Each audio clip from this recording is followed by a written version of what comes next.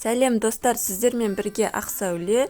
Бүгін мен осындай ерлерге арналған шапка тоқитын боламын. Шапканы бір қайырыммен тоқыдым, және де ішінен флис матасынан астар тіктім.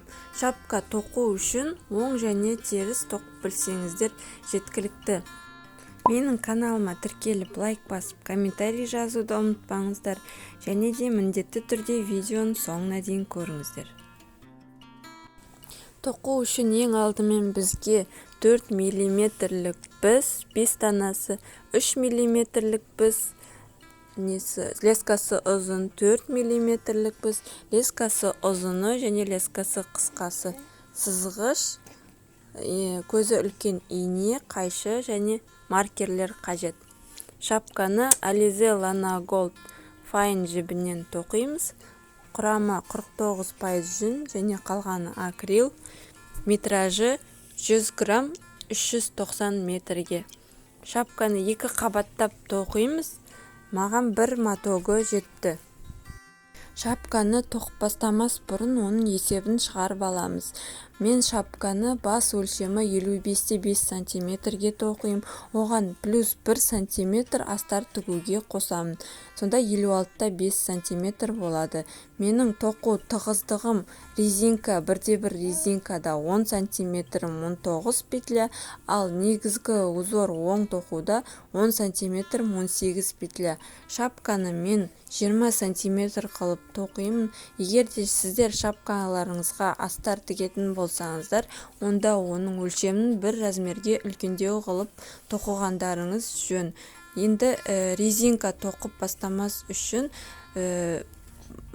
бұрын біз шапканың бас өлшемін резинканың тығыздығына көбейтеміз. Сонда 56-5-ті 1/9-ға көбейтем, 108 петля. Бұл 108 петля 2-ге бөліну керек міндетті түрде резинка үшін. Менде бөлініп тұр.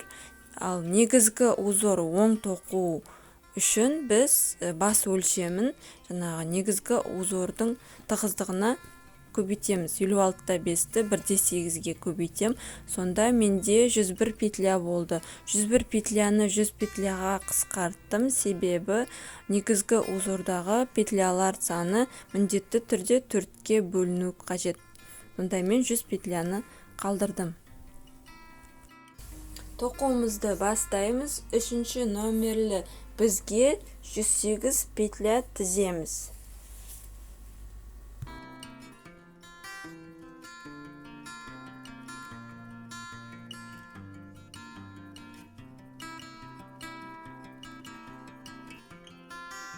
Петляларды тізіп болдық, енді қатарды қосамыз. Сол жақтағы соңғы петляны оң жақтағы бізге жібереміз, және ол петлядан алдыңғы петляны видеодағыдай үстінен өткізіп шығарамыз, және оны қайтадан сол жақтағы бізге өткіземіз. Жіптерді қаттырақ тартамыз, және де тоқыманы теріс айналдырамыз, кері айналдырамыз, және қатарымызды тоқып бастаймыз.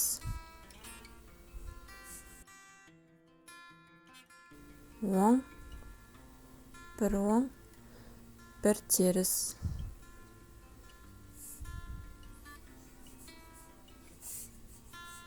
Бір оң, бір теріс. Осылай қатардың соңына дейін оң теріс қылып тоқып шығамыз. Сосын тоқыған кезімізде теріс петляларды біз петляның артқы жібінен бабушкин способпен тоқимыз. Өйткені осылай тоқыған кезімізде петляларымыз көлемді және теріс бетінен де біркелкі болып шығады. Оң петляны алдыңғы жіптен классический әдіспен, теріс петляны артқы жіптен бабушкин әдіспен тоқып шығамыз.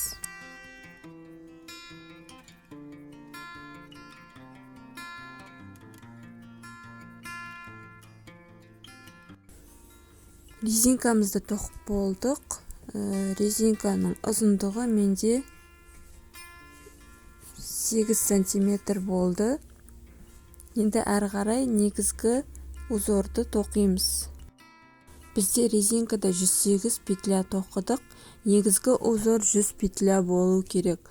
Енді 108-ден 100-ді алсақ 8 қысқарту жасаймыз. Қысқартуды 108-ді 8-ге бөлген кезімізде 13,5 петля шықты. Әр қысқарту 12-13 петляны тоқыған кезімізде бірге тоқып жібереміз 4 рет. Және де 13 және 14 петляларды бірге 4 рет тоқып жібереміз. Сол кезде петлялар санымыз 100-ге тең болады. Енді негізгі узорды оң петлялармен тоқып шығамыз. Қазір мен 11 петля тоқим. Және 12-13 петляны бірге қосып тоқып қысқартып жіберем. Мен 12-13 петляға келдім. Енді екеуін бірге қосып тоқып жіберем. Және әрі қарай тағы 11 петля тоқим. Сонан кейін тағы 12-13 петляны қысқартам. Осылай мен қазір 1 рет тоқыдық, енді тағы 3 рет тоқып шығамыз. Сонан соң әрбір 13-14 петляны тағы 4 рет қысқартып шығамыз. Қысқарту қатарын аяқтадық. Енді келесі қатардан бастап бірыңғай оң петлялармен тоқимыз. Мен 11 сантиметр ұзындықта тоқимын.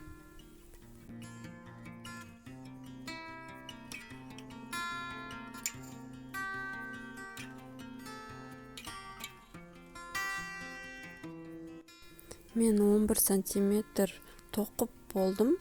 Енді әрі қарай төбесін тоқимыз.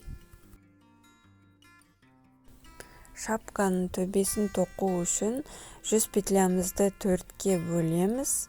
Сонда 25 петля қалады. 25 петлядан 1 петляны аламыз. 24 петля қалды. Және әрбір осы қысқартудың арасында осылай бір петлядан қалдырып отырамыз. Бірінші қатарда біз 8 қысқарту жасаймыз. Екінші қатарда өзгеріссіз тоқимыз. Осылайша кезекпен осы 2 қатарда тоқып шығамыз. Шапкамыздың төбесі аяқталғанша. Тоқу ыңғайлы болу үшін тоқымама мен маркерлер іліп қойдым. 1 петля қысқартудың арасында қалатын. Екі жағынан 2 маркер ілдім. Енді 2 петляны бірге оңға қаратып қысқартамыз. Және әрі қарай соңғы 2 петля қалғанша өзгеріссіз оң қылып тоқып шығамыз.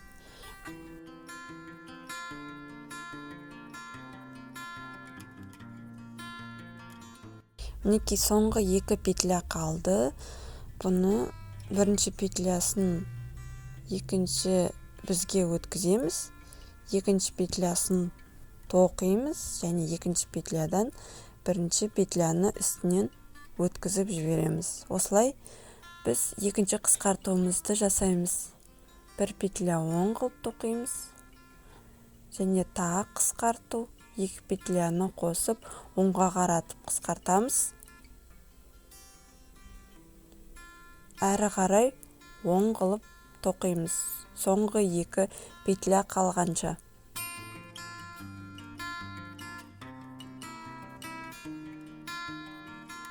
Соңғы 2 петлямызды қысқартамыз. Бірінші петляны шешеміз, екінші петляны тоқимыз. Екінші петлядан бірінші петляны үстінен өткізіп, осылай қысқартып жібереміз. Енді маркерді шешіп, бір оң қылып тоқимыз. Және қатарымыздың соңына дейін осылай қысқартулар жасап тоқып шығамыз. Мен 5 петля қалғанша қысқартып тоқып шықтым. Енді соңғы қатарымызды тоқимыз. Алғашқы 2 петлямызды оңға қаратып қысқартамыз. Және келесі және келесі 2 петляны солға қаратып қысқартамыз. Бірінші петляны шешеміз, екінші петляны тоқимыз, екінші петлядан бірінші петляны өткіземіз. Маркерді алып тастап, бір оң қылып тоқимыз. Келесі бізімізді тоқығанда да дәл осылай тоқып шығамыз. Бірінші 2 петлямызды қосып тоқимыз, оңға қаратып. Келесі петляларды солға қаратып қысқартамыз.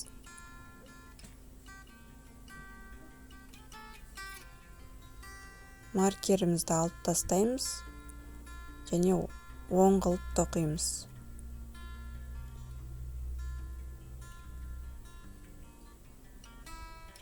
Екі петляны оңға қаратып қысқартамыз. Екі петляны солға қаратып қысқартамыз.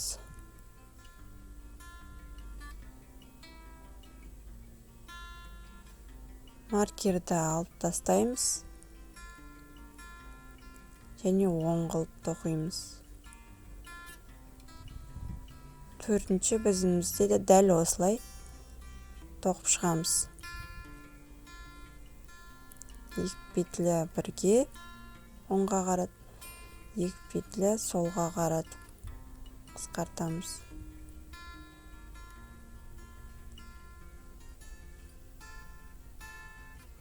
Маркерді шешіп,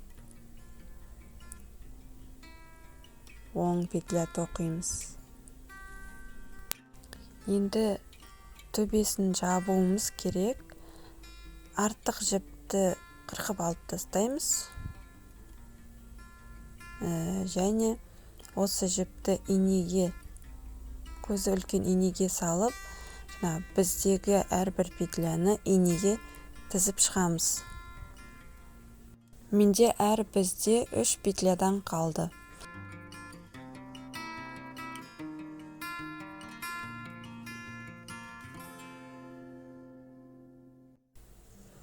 Мен петляларды шешіп болдым. Енді жіпті қаттырақ тартам және соңғы петляның ортасынан тағы бір рет инемен жіпті өткізіп шығамын.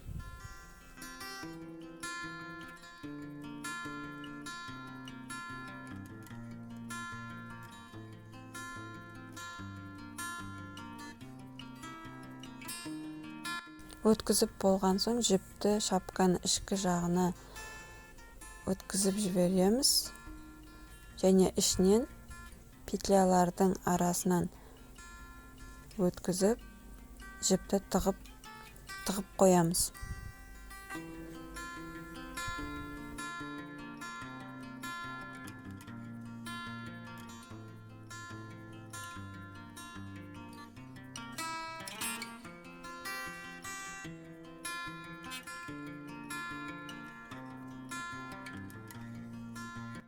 Мінекей шапкамыз дайын.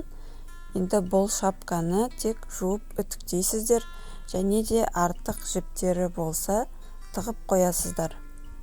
Егер шапкаға астар тігем десеңіздер, онда экран бетінде сілтеме қалдырам. Осы сілтемеден өтіп кіріп қарасаңыздар болады. Видеоны соңына дейін көргендеріңізге рахмет. Келесі кездескенше сау болыңыздар.